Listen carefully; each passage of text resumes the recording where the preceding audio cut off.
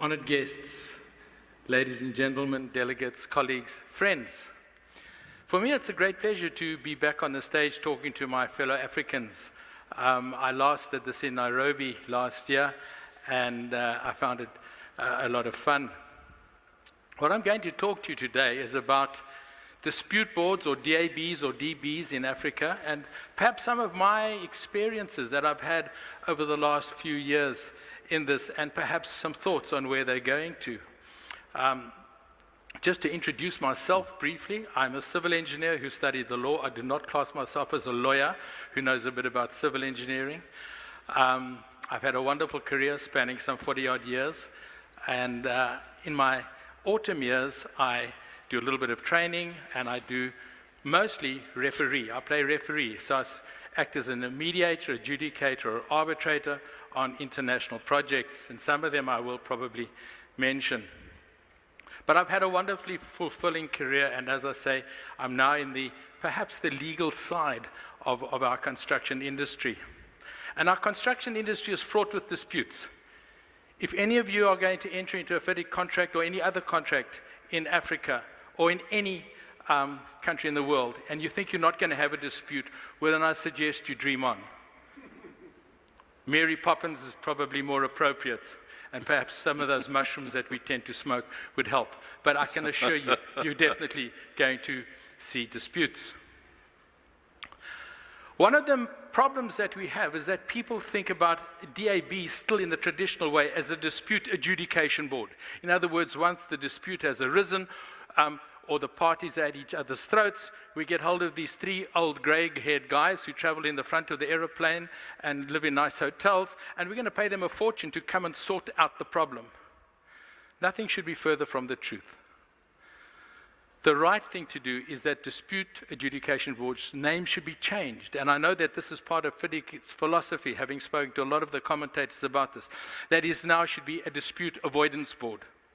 And one of the things that I'm going to mention as we go along is why people do not appoint dispute adjudication boards or dispute avoidance boards, and they tend to appoint an adjudicator or an arbitrator only when the dispute has actually reached such maturity that it's going to cost everybody a whole bunch of money, particularly the lawyers.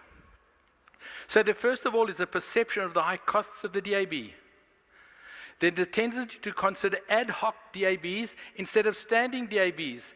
And that for me is probably, first of all, a problem. But I think it's been recognized by FIDIC now, particularly in things like the FIDIC Yellow Book, which used to have an ad hoc DAB in place to look at disputes when and if they arose. Whereas under the Red Book, and I'll talk about, you understand when I talk about the Red Book, okay? The Red Book has a standing DAB in place.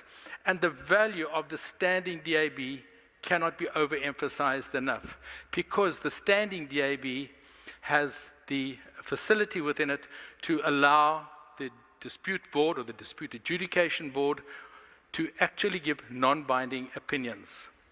I have found this has worked enormously well. I sit on a couple of very big boards at the moment, one being on the Nekatol Dam, which is the largest dam ever built in the country of Namibia. It's the largest project ever undertaken in Namibia. It's some 3 billion Namibian dollars. It's going to end up at about 3.5 billion Namibian dollars. You can work that out in US dollars if you would like to. I can't do the conversion that quickly in my head. But it's a big project. We have a 3-man standing DAB.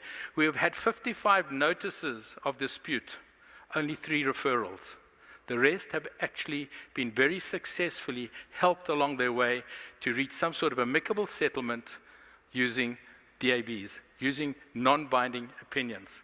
Similarly, I've seen that happen on the new airside facilities at the Maputo airport. I know that one of the main sponsors here is, in fact, the engineers on that project. And they've, again, assisted to make sure that we do non-binding opinions rather than just getting involved in the nitty-gritty adversarial dispute resolution process. One of the costs that everybody thinks about is what are the costs that we actually have to pay each on this? You know, I mean, the employers think, well, gee, we've only got so much for the project. Can we actually afford to have a dispute board in place? Because right in the beginning of projects, everybody's filled with the milk of human kindness. This project's never going to have disputes. Why do we actually need a dispute board? This is never going to happen on my project. We've got a great engineer, we've got a great client who thinks he can pay or hopes he can pay, and we've got a contractor who's of the opinion that he absolutely knows how to do the job. Nothing could go wrong. Could it? Yeah, okay. Ask Enron. Anyway, I put out some costs, and the average daily cost of a DAB member is about $2,000 per day. Now that seems like a fortune. Do you think it's a lot on a $3 billion project? Probably not. The average monthly retainer is usually suggested at 1 day's fee per month. I've used an average of $2,500 per month. And that's, to be honest, you retained 28 days response, and you will hear disputes as and when they happen. So on a 24-month project, the retainer costs are about $180,000 for your complete tribunal, for your complete board. And this is paid equally between the employer and the contractor. It should be provided for in the contract, and everybody knows right up front that this is going to be a cost to the project. It is not like arbitration where costs follow the winning party. The costs are equally split between the contractor and the employer. DABs are expected to visit the site between 70 and 140 days per year. Some sort of duration like that. So it's about 3 visits a year, maybe 4.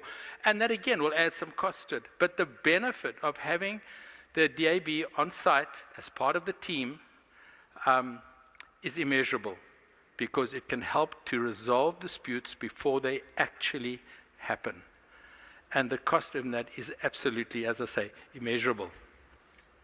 One of the larger costs, of course, in any DAB appointment is perhaps appointing people who live outside of Africa. Now, ladies and gentlemen, I might have gray hair and I might be of Caucasian persuasion, but I can assure you I'm as African as anybody sitting around this table today. I am. My family goes back to the 1800s in Africa. So I class myself as African, and I'm a firm believer in that African problems must be sorted out by Africans. The construction industry has a reputation for disputes and conflict. 50% of all legal fees incurred in a construction project are associated with disputes. Those are huge costs. In 10% of all projects, 10% of the total project cost was legal cost. And ladies and gentlemen, that's what we want to avoid. And I believe by the correct empowering of your dispute boards, that's where you can get to. Ad hoc dispute boards are far more expensive than standing dispute boards. Far more expensive.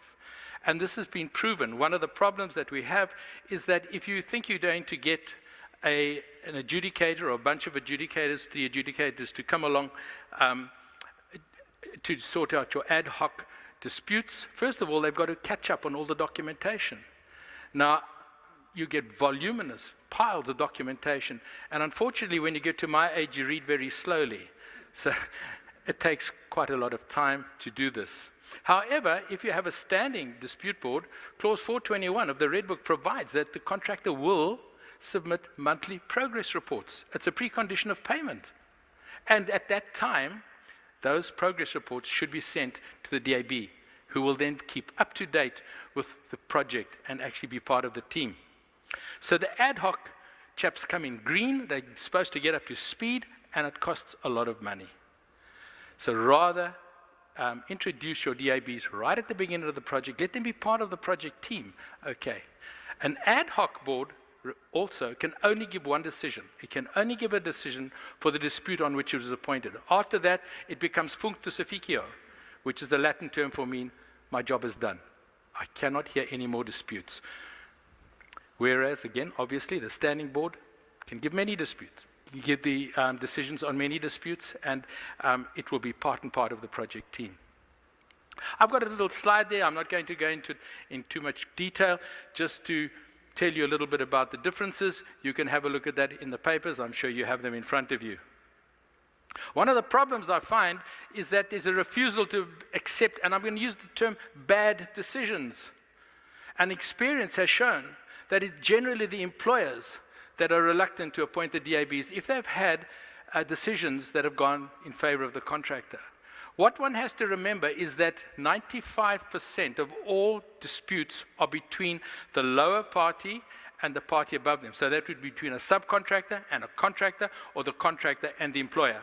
So it stands to reason that if all the disputes are being brought mainly by the contractors, the success rate is going to be higher, that it would be perceived that they are winning more. Okay? But I can assure you that dispute boards are absolutely impartial, and I think they get it right most of the time. The good thing about dispute boards is that 95% of the decisions handed down by dispute boards, in fact, stay right there. It does not go any further to arbitration or to litigation as the contract provides. I've seen numerous instances in Mozambique where boards I have sat on have given decisions and the employer has absolutely blindly said, I do not accept it. Okay. People issue notices of dissatisfaction as a matter of course. They say, well, look, we don't care what you say, but we'll issue notice of dissatisfaction and shake the tree and see what falls out and use it as a basis for negotiation. So be it. Some of the DABs where I've seen working on with great success in Africa, the Nekadal Dam, which I spoke about, the TCTA pipeline contracts in South Africa, it's a multi-purpose pipeline that runs between Durban, KwaZulu-Natal, and Johannesburg. The Maputo Airport, the landside, airside facilities, various contracts in Zambia that are ongoing at the moment. The big water contracts, I believe, are doing very well there. SANRAL, South African National Roads Agency Limited in South Africa, have adopted adjudication and dispute resolution process for contracts over a certain value.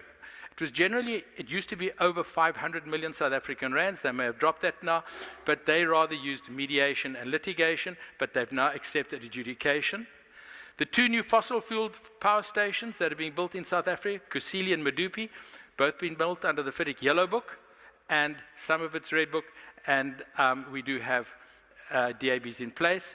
And I anticipate that phase 2 of the Lesotho Highlands Water Project, which will commence in a very short time, short time, geologically speaking, maybe that's in about 2 years' time, we'll certainly have DABs. But it's not all gloom and doom, okay? How do you get appointments done? Well, we see the FIDIC President's List. The FIDIC President's List is a list of various experienced adjudicators. That list is available to you. You only have to go onto the website. The South African Institution of Civil Engineers certainly appoints people. It's an appointing agency. The Engineering Professions Association of Namibia, the EPA, they've got a national adjudicators list, which I think is very good. There's some 20 of us sit on that, and we can get appointed. Other engineering associations, and probably the biggest one is by word of mouth. By word of mouth, people's names, and you get experience, and they get the word of mouth. Small industry we operate in, ladies and gentlemen. You will get a good reputation if I believe you, if you give the right and unbiased opinions that you should. Okay, so thank you for attending, and thank you for staying awake.